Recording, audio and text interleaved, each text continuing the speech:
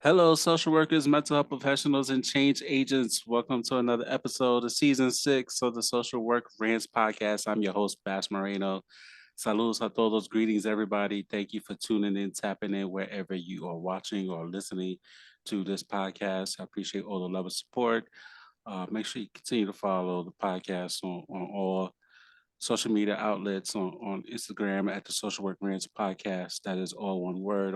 On Twitter at Social Work Rants, in Facebook, aka Meta. Type in the Social Work Rants Right. podcast. Right. Hit the like button. Of course, on YouTube, hit the red subscribe button. On all audio platforms, make sure you rate the podcast, comment, share, hit the like button on YouTube, all that good stuff. Gracias a todos por su apoyo. This episode of the podcast is brought to you by Her Technologies Incorporated.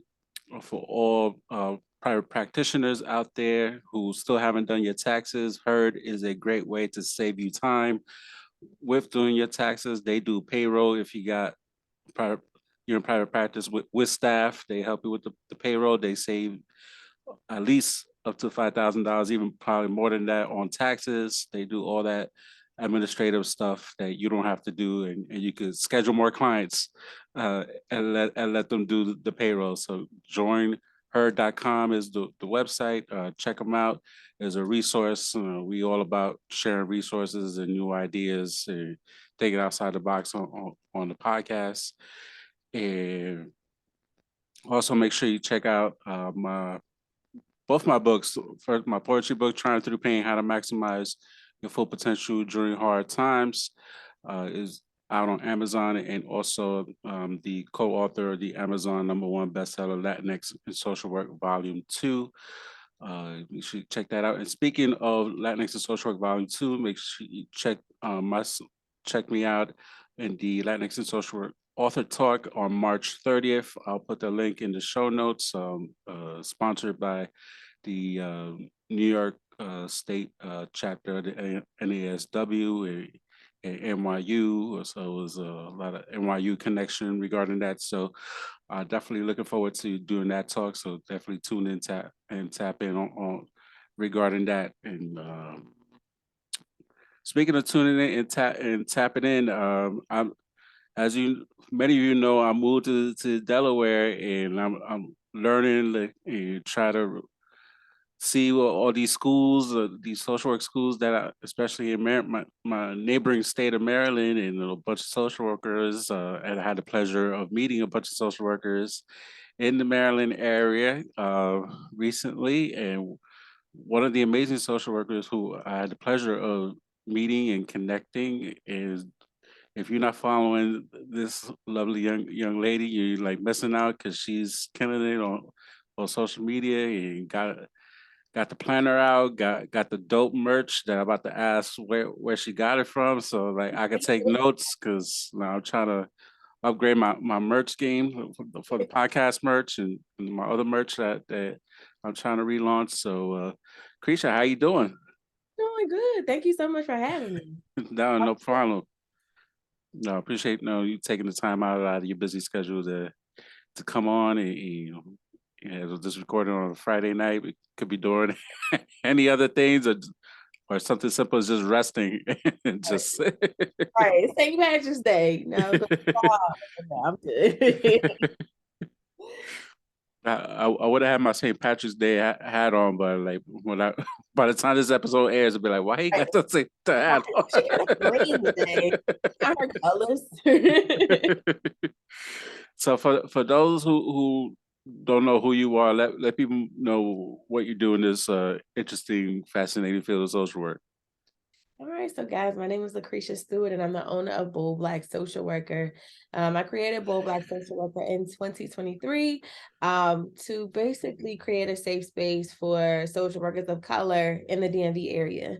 And so I provide clinical supervision for social workers in DC, Maryland, and Virginia. And then I also provide career consulting to help DMV social workers find jobs, social work positions in non-social work settings. How did you get into doing that? So for me, I remember getting my license and how difficult it was to find a clinical supervisor. Um, the positions that I held were so fast paced that the jobs were like, we can't provide it because it's not enough time in the day. So I had to find an outside supervisor, and that was very hard, very expensive, very daunting process. So I wanted to, when I was able to provide clinical supervision, I wanted to make sure that I can be able to, provide fun, innovative, and supervision for a lower cost. So I make sure that I remain affordable and accessible to social workers in the area.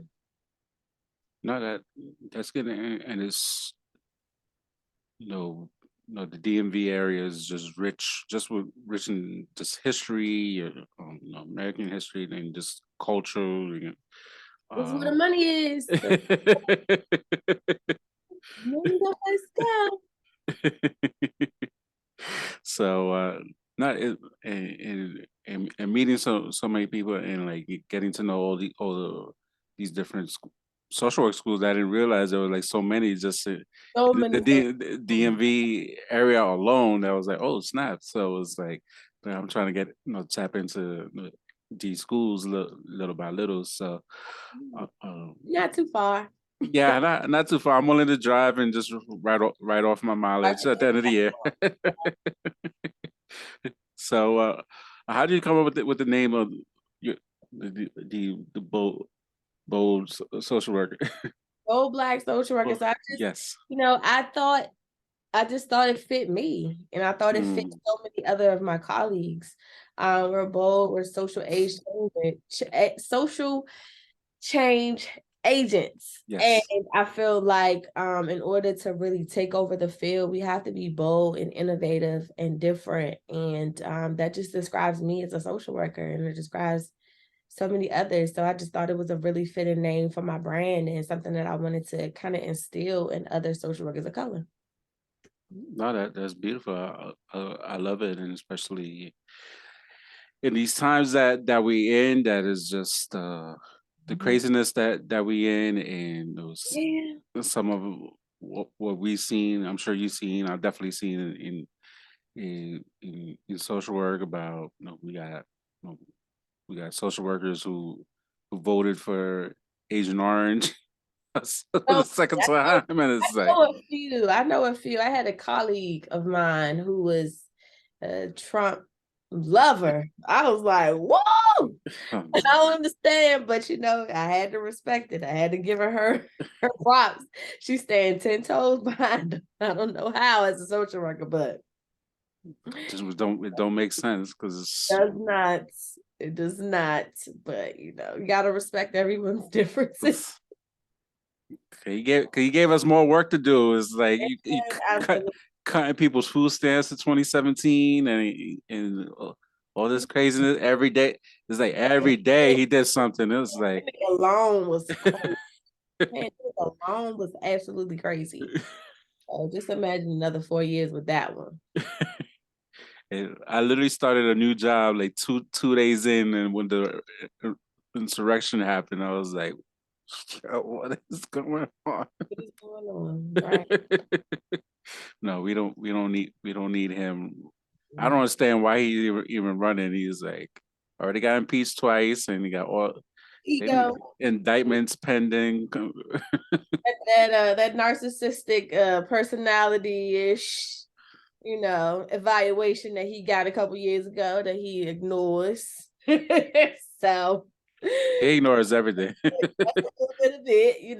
We're not gonna talk about him too bad Yeah, today. So no, but it's just like all the different things that's been happening, and then the NASW messing up on online and like blocking people for, for no reason, and they the missteps on social media that they doing, and yeah, they need somebody to really take over. They need somebody to really, really, really take over the exam. I mean, take over their page because yes. And it's like, it's so crazy because we're not letting up as social workers. We are hitting them hard. This is what we Yes. do. This is what we live for. We live for social change. And they know that the test is very biased. So they hate it, but we're not gonna let up. This is something that we're not gonna let up in the future. So we was gonna keep fighting tooth and nail for some equality and more equitable standards when it comes to the exam. So Right. But with the ASWB, like with the no, no, had the event. I had the pleasure of meeting you, recently, and we had the conversation of the ASWB, and I was surprised that most of the people there did not want to abolish the exam. I don't either. I don't think that we should abolish the exam. I think that the exam should be changed. Um, the reason why I don't is just because, I just don't understand or know how we could remain a protected profession without Accredited body,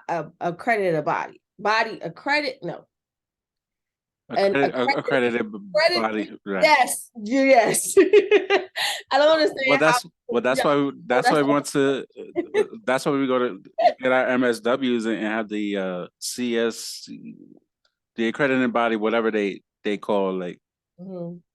CWSE, Yeah, CWS. so something like that you never hear from them after you Right, graduate. right, right. But wouldn't that be enough? Like, you just get your MSW and give you like a generic license to start? So I think that it's just very hard to just distinguish us from others. If we take away the exam, anybody would be able to call themselves a social worker, and they're just, like in Maryland, we're a protected state, for title protected state, meaning like no one, if you don't have your license, you can't call yourself a social worker at all. So it's like, it helps us financially, in my opinion, to be able to maintain that accredited body. It gives us more money. Like, you get way more money as a licensed social worker if you're licensed versus unlicensed. It's just hard. It's a tough decision. I think that the test is extremely biased, and I think that it's written, very poorly. But I think the exam should be changed to be more equitable versus doing away with it, because every other helping profession has to have a standardized exam. Nurses, doctors, CNAs, pharmacists, Lawyers, yeah, lawyers, you name it. name it, you got it, man. Marriage and family counselors, LPCs, we all have to have, like I said, an accredited body. So it's just difficult. But like I talked about at the brunch, is that the exam needs to be changed. Some things need to be changed on the application process for the exam. The fees need to be changed. It's several different ways to make the exam more equitable for everybody. And I think that once they make those changes, I think that you'll see a huge difference in how many people are passing, and how many people are actually more successful with the exam. A lot of people don't want to do away with it. I mean, I don't want to do away with it, but it definitely needs to be changed. Yeah, because I know, like, even like in Delaware, like I already seen, like, because like I got grandfathered in, but at least I had a MSW. Like, I actually went to social work schools, so it's like, but I've had like coworkers who are not MSWs calling themselves social workers, and they got grandfathered in. So it's like, Right.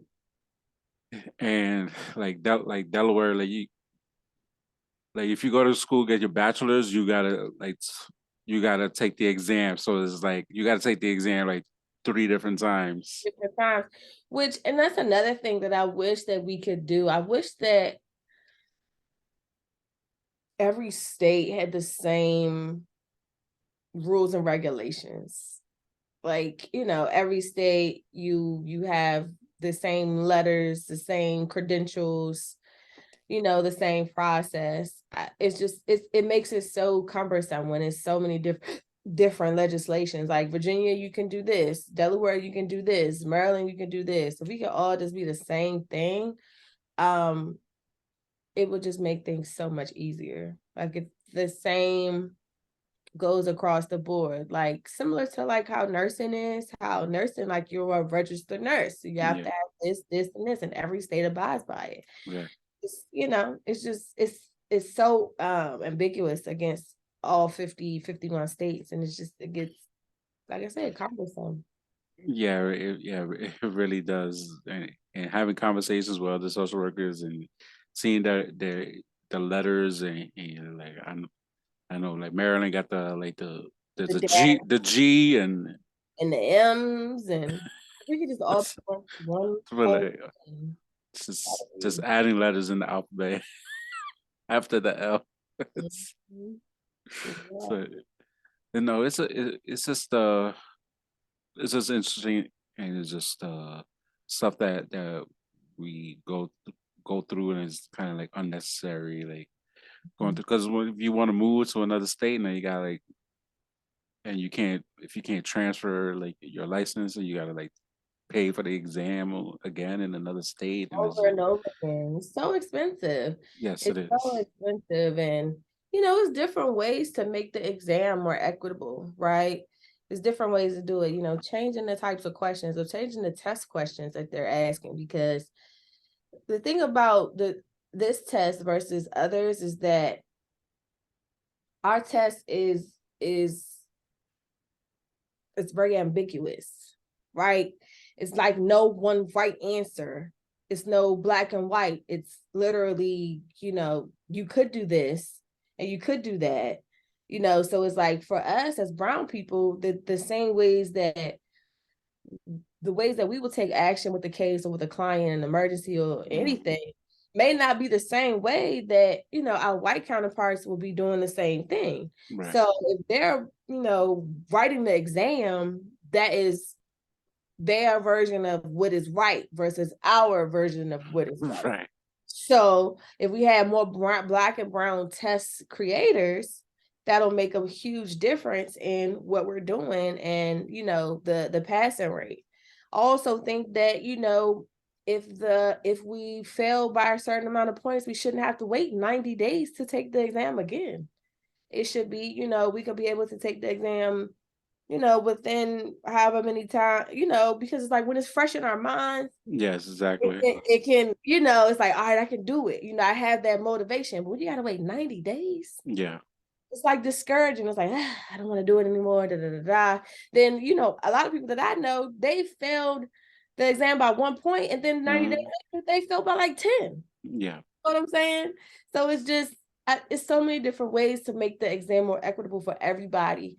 They just need to be more open to what the suggestions that we have. Like the retake fees. The retake fees are just as much every time you take the exam. That's discouraging. We don't make Yes, exactly. thousands of dollars a month. Like, most people are living modestly. So it's like, if you have to pay $300 every time you take the exam, that's expensive. Yeah.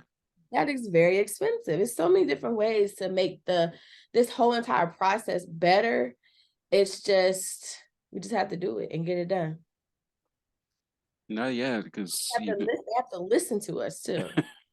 no, I absolutely definitely have to listen to us, and a lot of workers don't have three 270 to $300 every 90 days. Like, that adds up, real quick, and it's like, I know for myself a couple times, like I had to wait till I got my income tax and take out the money strictly to take the exam, because that expensive. paycheck to paycheck, like got rent and kids and other stuff. So it's like, so a lot of people don't got it like that to be spending on a damn exam that's culturally biased. Right. And what are they doing all this money anyway? Like, The CEO of ASWB makes $350,000 a year.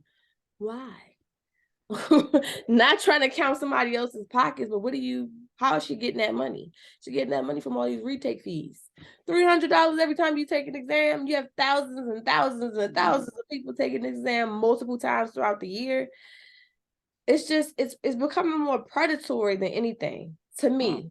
No, It's definitely. extremely predatory. Sure, I had a social work professor, God rest his soul. Like, it's just a money grab. It's just a Yeah, system, money money grab grab. system. It's just the money. So and it's true. I'm living proof. It took the damn it. They got over $1,000 of my money. So it was like, Right. It's difficult. And it's like this is how we maintain our lives. It's how we feed our children. And they're just, like I said, it's extremely predatory. So hopefully, some legislations coming into to play, we can be able to make some changes or be able to, kind of force their hand because they're resisting on it, and everyone else is opposing it, and they're resisting on it, then it's only but so many more days or months or years that they can say, we're not changing it. We have to apply pressure. So that's what we're doing. oh yeah, absolutely. And the NASW, like, they keep flip flopping too on, like, they were like, Yeah, oh, we no, with the interstate compact, or by like, oh, we don't want the exam be part of the compact. Then they're like, oh, we're gonna have the the exam be part of the compact. state They compact understand, yeah. is like I think is it Philly? Is it Pennsylvania, New Jersey, and New York? They're interchangeable. Is that what that was? Well, I don't know what states exactly, like, or like the beginning states. So I don't, obviously they want like all the states to be a part of it, but there's like 7 states that Okay. like agreed to it. But Mhm. like there was a whole debate on whether to have like the exam be part of like the criteria for it. Like, you have to pass in order to be Really? licensed in all the states. And then I have to look they were into like yes, and they were like no. They were like no, then were like yes. So it's like it's all these different things. It's like y'all need to have a clear message for us. Like, we're looking at you guys, like you're like the top. We don't. There's like, yeah, the NASW of Illinois and the New York City and New York State chapter is doing better work than the actual like national chapter. right. And I know they changed the CEO recently, and I thought the president was resigning, but she's still Right. doing stuff. I don't know the hierarchy of how they do things. It's getting a little. I think that what they're gonna do, and I think that they're gonna treat it like just like how the media treats it. I think that they're gonna try to let it blow over and see, if they, just let it ride, and you know, maybe we'll forget about it. Uh, So I think that's the route that they're trying to go to. But when Mr. E Street, the new CEO of the NASW, he's talking a good game. Like, he's like actually listening, and yeah, he was at the Millennial Social Work Conference, oh, he was talking a good game. And he following me on LinkedIn and on Twitter, so he got the open invitation already to come on the podcast. that So would be nice. That would be nice. I'll so definitely tune in for that.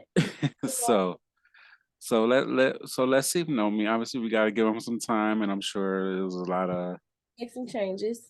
a lot of changes that need happening. So it's, it's just give it some time. But there's a lot of work Mhm. all across the board, and it's like NASW, ASWB got the CSW, whatever the hell they call. Like, all of them like in cahoots with each other, and it's like we need to Yeah, get it together. We can't have it. It's great the local chapters are trying to do something, and galvanize the movement, and just us, like you mentioned, us, the social workers. Like, we see it, we've been seeing it, we've been advocating for ourselves for a while, like, hey, this test is biased, like, And it's the what's data, going on we for didn't have any data to back it up. Now that we have the data to back it up, it's a fair game now. It's like, all right, what we gonna do? and then it's like 20, like, then it's like, since I feel like since like the pandemic started, it is like, oh, look what you could do with just an MSW without the license, and it's like that's a whole conversation. And then like the macro is really kind of like Yeah. becoming more noticeable now. And then it's like the whole Definitely corporate social work, and it's we're going away with the direct practice. A lot of social workers are leaving, and I know I did. You know, during the pandemic, I kind of steered away from the direct practice piece because I was burnt out. I worked in a hospital inpatient the oh entire, damn. so I was burnt out. I was tired. I was like, yeah, I understand why people are, trying to do other things. And that's why I went to the macro side as well. So the pandemic definitely made a shift within social work. And it's making it, we're learning that we can do our jobs virtually. We can do our jobs without the burnout. We can do our jobs without, someone, on our backs every day. The jobs were getting done during the pandemic and it can get done after the pandemic. And it's making a shift. It's making a huge shift within social work. Like medical social work used to be like a really big go-to, really good money maker. They paid social workers so well within the hospitals, but you can't get social workers in the hospitals to save their lives in this area because the pandemic just it took a toll on us. And with inpatient social work, you cannot telework. You have to be there front and center. Mm. So the pandemic definitely made a shift within the profession, and I think it's a good shift to show these companies and these agencies that we're valued. No, no, of course. Um, and it's funny that you mentioned the pandemic, and like, tell me more, or tell the listeners, viewers, tell them more about what your role in the during the pandemic, and what was that like for you? So for me, I was an inpatient social worker. So during the pandemic, I worked at Walter Reed National Military Medical Center. It's the military base that kind of just does all the congressmen, the president. It's a very, very huge military hospital in this area. And so I worked there full time and it was tough. It was really, really tough. We had workers that passed away from COVID. We Mm. had, we weren't unable to telework because they wanted us to be there. They said we were essential staff. So we had to be there every day. It was rough. It was really hard. They tried to implement telework and then they'll give it to us and they'll take it away, then they'll give it to us and then take it away. And it was just a lot of back and forth, and it was really tough, and it was really tough for me and my mental health. So many people were dying. I was working at the ICU. So many people were dying left and right, and Mm. nobody knew what would be the end of what we called the pandemic. It was Mm. tough. It was tough for me, and I said, for myself, I wanted to move to more of a macro role, and also for me, I felt like medical social work was just too easy. Like I said at the brunch, like you have to realize when it's time for you to transition into something different when you becoming more complacent in your role. So Mm. I felt like I said I could do my job with my eyes closed. I needed to do something different because it was coming too routine. It was becoming, all right, I can do my job, within in an hour, not 8 hours, 8-hour day. So Mm. I wanted to do something different. So I transitioned into public health. And so now I'm a public health advisor for Health and Human Services, and I do the more macro side. So I provide grant assistance and project assistance for different agencies in the Midwest um, with substance abuse grants that are given to them by our agency. So I transitioned into something different. I had to do something because I was going to drive myself crazy. I was going to drive myself crazy, and the burnout was real. The pandemic burnt me. Like the pandemic, like wore me out. I was No, worn out, so I needed to do something different. no. I am. my condolences for you going through all that. I don't know how many people It was a have lot. told you that have even told you that I offered condolences because people. Yeah. If I tell people like With it. that's what I tell people all the time. Like, look, I lost like 10 clients from pandemic. Lost my mom during the same time period. Like, I was like, be like by the time like 20 like last year came, like I was like working in the school was like the school like was the trigger for me. That was like, Yeah. nope, that's it, is a wrap. Yeah. So it's like, and that's why like I bring it more like to attention. Like, we've been out in the field for all this time, like during the pandemic, doing all these different things, try to still be there for our clients and risking our health and risking our lives. Is like the least you could do is like cancel our loans and Yeah, like that's the least you could do. I'm still waiting. I'm hoping that they figure something out because I I haven't paid my student loans in 3 years and I got 2 more years left before I'm done. So I'm like, I'm trying to hold off as long as possible. no, for real. And it's like Yeah. it's a lot, and then there's many of us out there, and like our voices need to be told and like share our stories. Like, look, this is what we went through. Like, leave Mhm. like leave me the hell alone. Pay me what I'm worth, and it's like I'm doing the best I can. Like, we still struggling this quote unquote post pandemic era, whatever that era you want to call it, because COVID's still out there, and you Out got there still. monkeypox, and you got like cold and flu season. This weather don't know what it wants to RSV. do. Yeah, RSV.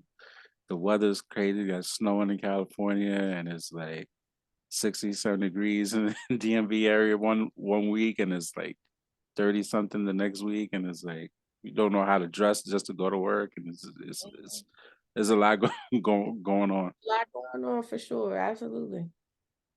So No, we're trying to get it, trying to get something going. yes. So how did you transition into that for like MSW students who are listening, or people that are trying to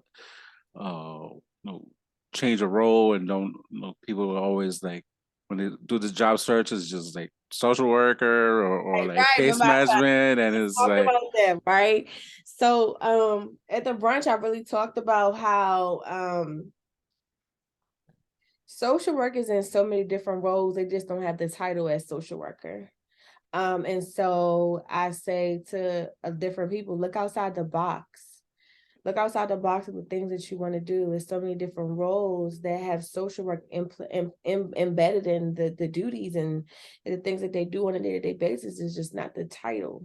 So try to look into the things that you want to do and the types of people that you want to work with instead of looking at it from a title perspective. I also think that utilizing LinkedIn services is really the best way to find these out of the box roles for social workers. Like I said, social workers are being hired in so many different avenue, like agencies, avenues. Like Walmart is hiring social workers, Best Buy is hiring social workers. These companies and these agencies are recognizing that social work and that mental health is vital to keep your employees happy, keep your employees mhm. satisfied. We have to have some type of work-life balance. And so I encourage people all the time to look outside the box when looking for roles and positions for your career. And so for me, my background was strictly in medical social work. And so I was looking for more macro positions. And so when I found these macro positions, I had to really kind of change my resume around. I had to change my resume around to really reflect that, although I've only had this experience as an inpatient medical social worker, my skills are transferable. So for me, I had to show, my employer that, hey, I know from an inside perspective of how these agencies work.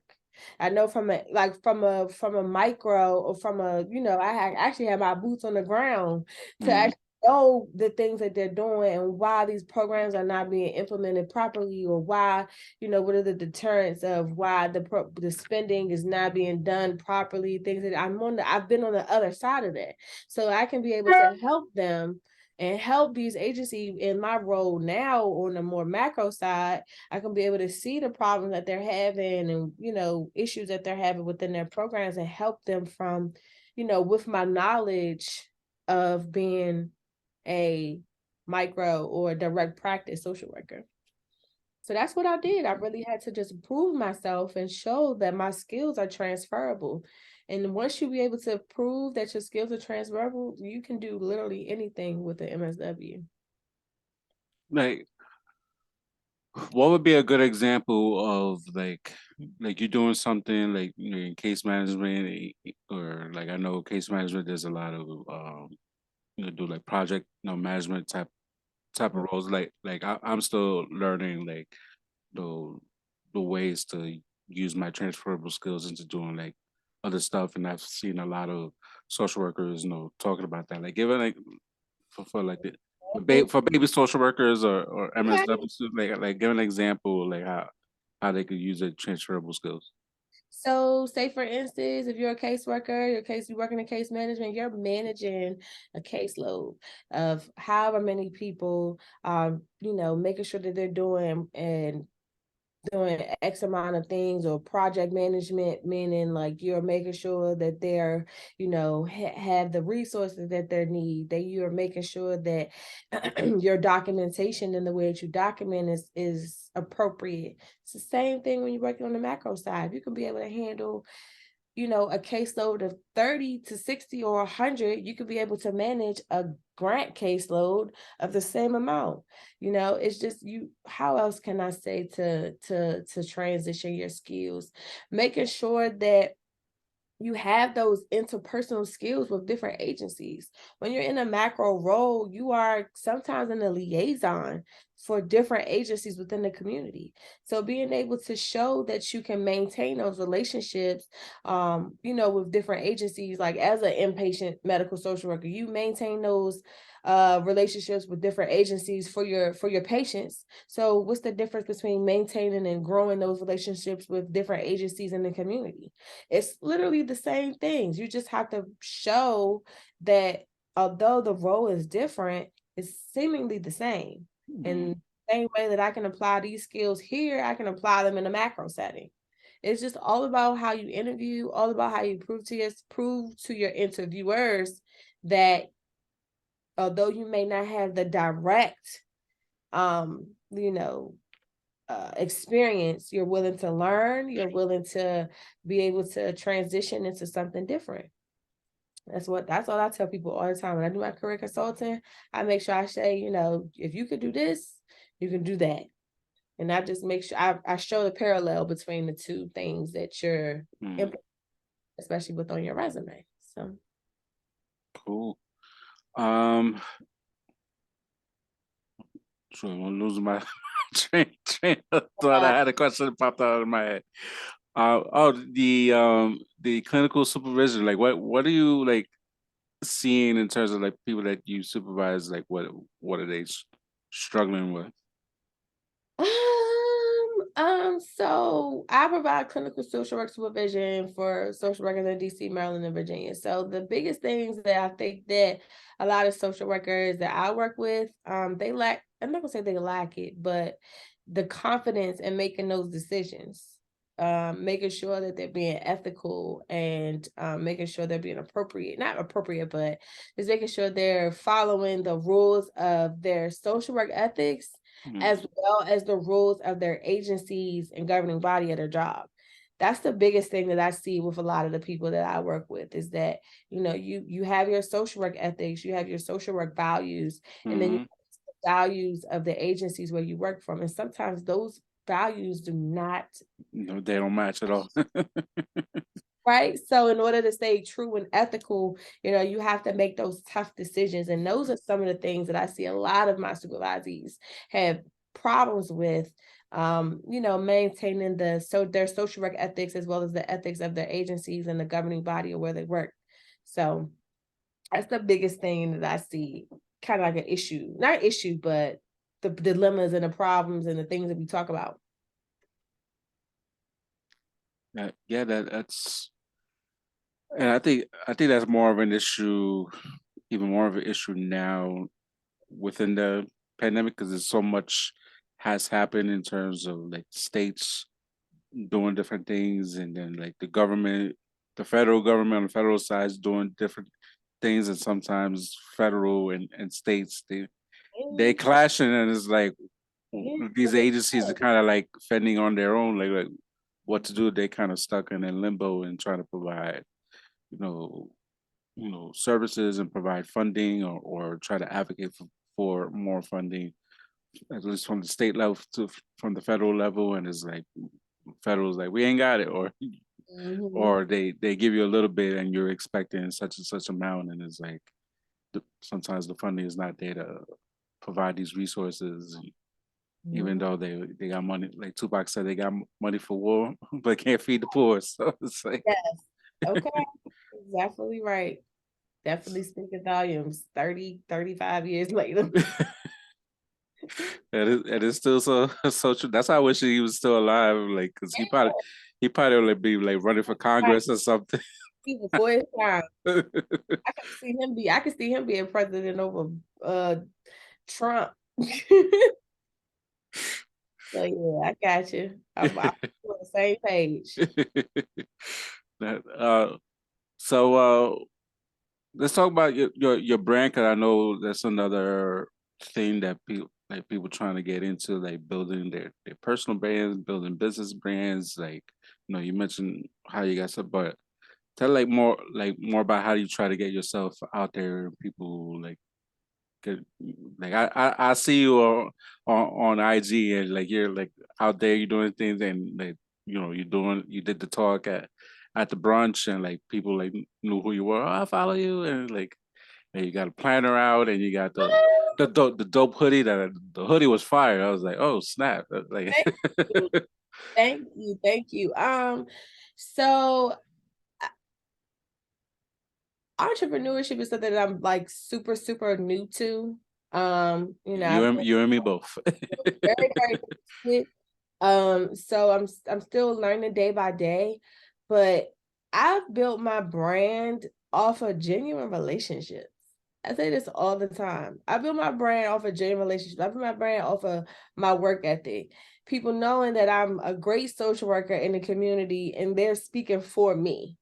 That's literally how my brand got to where it is today, is because people know the type of work ethic that I have and the knowledge base that I have, and I'm extremely resourceful. So for me, because I struggle with, like, I'm very introverted, very, I talk when I'm being asked. I'm not a You real could have fooled me from the brunch. super, super extrovert. I had to pull myself out of that. And you know what? You know what was so funny? Because my parents really helped me. My parents are not introverted. So they helped me out. And their personalities brought out like the little me on the inside that wants to, be more extroverted and talking to people. But yeah, so for me, what built my brand was genuine relationships. I tell people this all the time. I get it. Like, the reels and the posts and all of that stuff, it could be cumbersome, it could be stressful.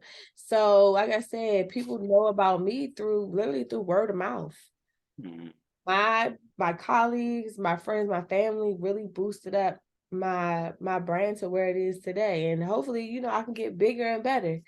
Um, but yeah, that's simply what I've done for me. And then I also created a social work supervision planner for people who are in their supervision stages, after getting their license, or even if they have their MSW trying to attain their clinical license.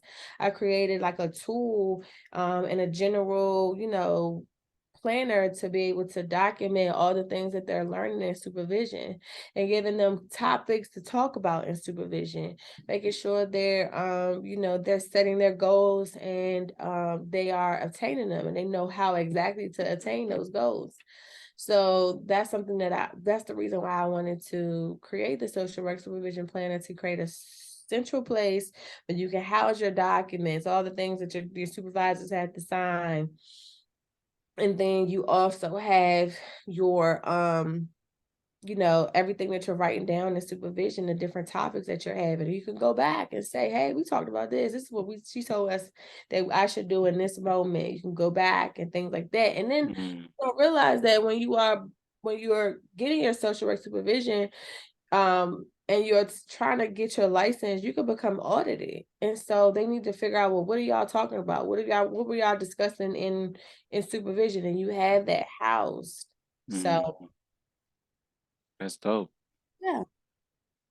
And what the hoodies that you have, what like how like who do you use? Like I don't know if you want to give all the Oh yeah, details. I have a family friend of mine. She owns a brand called iRep, and I could give you that information too. You Okay. can probably put it on your podcast and the details. She does all of my hoodies, and she does my fulfillment, and she is amazing, amazing Black woman.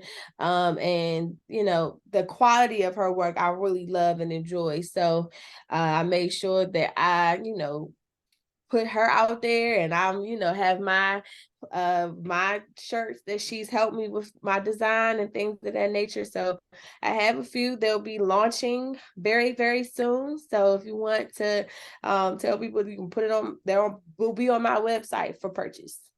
Oh, awesome. Looking forward to that. Yeah.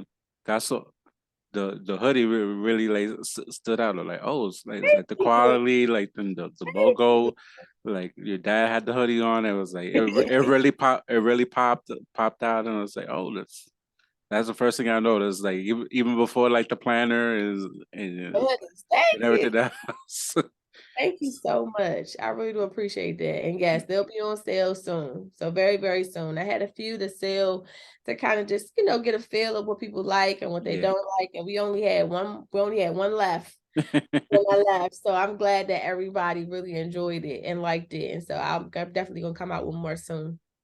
Yeah, because just myself trying to, selling t-shirts at the brunch Right. as well. So it's like trying to like it's time consuming. It's like you gotta pick out and it's like certain things and like the material and it's like sometimes you gotta be like this doesn't even work and Yeah. font size and like sizes and then you get It's the shirt then you those get the are shirts and it's like it look why it looks so small.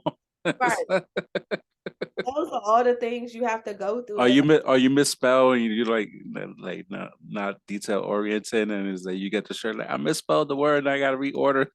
right, right. And it's only your fault because you didn't Yeah, catch. exactly. This all is like Those are that. all about being an entrepreneur. That is Exactly. just, yeah.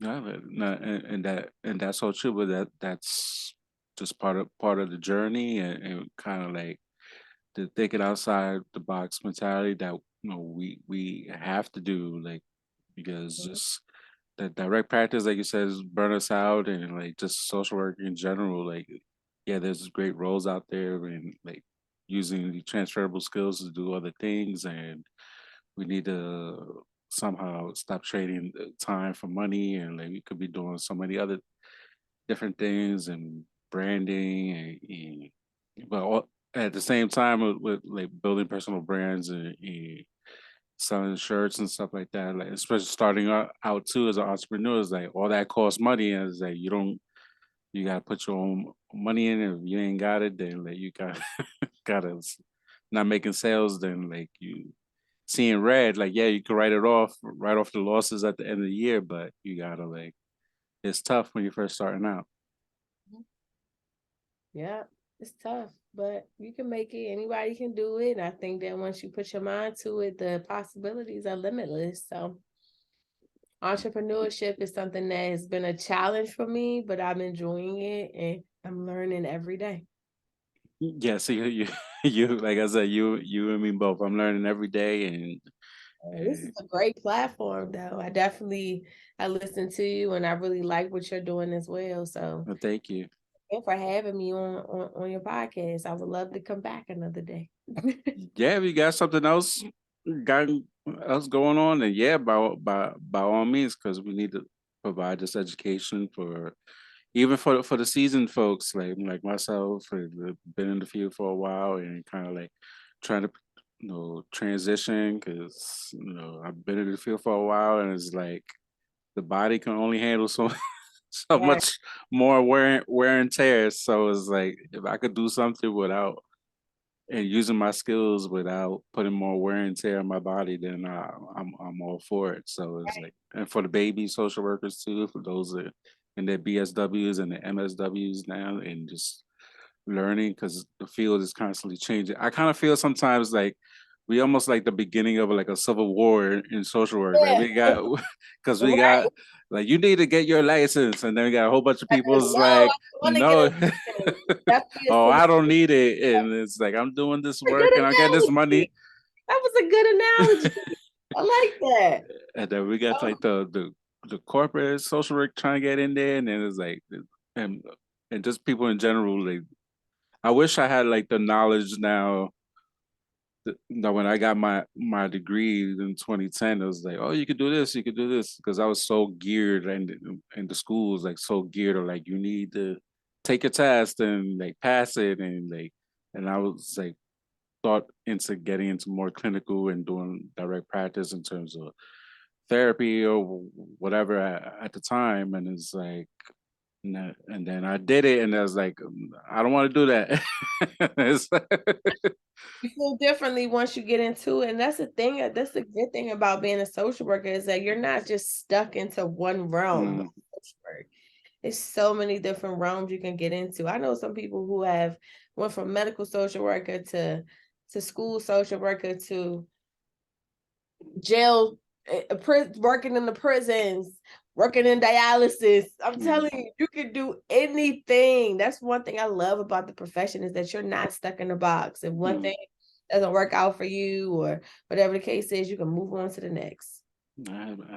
Absolutely. I'm living proof of that. I started it child welfare and then mental health, but like severely mentally ill, like going to state hospitals, seeing clients in the hospital and counting pills and make sure they're taking the medications and collaborating with psychiatrists and therapists and court mandated clients to HIV and housing to doing like mental health therapy outpatient and then back Anything with that. housing and medical social work with spinal cord injured adults to working with kids and juveniles a little bit and now back with HIV diagnosed adults again in a hospital outpatient setting now. So it's like You are the prototype.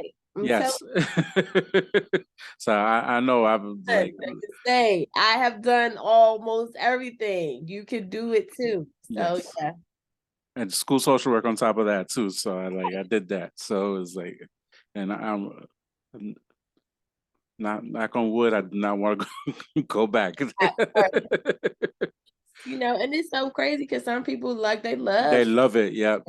they don't want to do anything else. So it all just depends. And you don't know what you like and what you don't like if you don't. Unless you try it, at least try it. Like even if Mhm. you did 2 weeks and you quit, like at least like Right, it's not for you. You just like all right, right. So right. just try it out. So what's next? What's next for you? So I'm gonna come out. So I'm actually sold out of all my planners. So I'm coming out with a 2023 version of my new supervision planner. I have digital copies available on my site. I'm going to start moving more so into the CEU realm and starting to provide CEUs for the people in this area so that, something inexpensive and or free. Um that's some of the things that I'm really kind of just working on for myself right now is that I'm working on a new planner. I'm working on just building my brand, getting my brand more out there, going to more conferences, just stepping outside of my comfort zone. So that's my goal for 2023, step outside of my comfort zone, while maintaining and building up my brand as Bold Black social worker. So those are some of the things that I'm going to be working on this year. That's dope. That's some great stuff is happening. Wish you the best of luck. I'll be continuing to follow it, and I'll be seeing you soon. I know there's Yes. an event coming Yes, up as we'll be there. We will be there. We're gonna have shout out to Joy Britt, yes. the joy of social work. Yes. Doing a whole tour. Like Yes. forget Beyonce tickets. I tell her all the time, like forget Beyonce tickets. You need to go check out George selling out VIPs and all this stuff. VIP tickets. I'm excited. I think it's going to be a good turnout. So I'm excited to come. And I told her straight up, like I'm not going back home to New York. I'm going to see you in the DMV. Okay, so you've been to DMV one. Okay, cool. That's only because she did it on a Saturday. If she did the New York event on a Saturday, I would have went. Got you. I got you. So yeah, I will see you there. I'm excited, and thanks again for having me. I really do appreciate it. No, of course. Anytime. Thank you.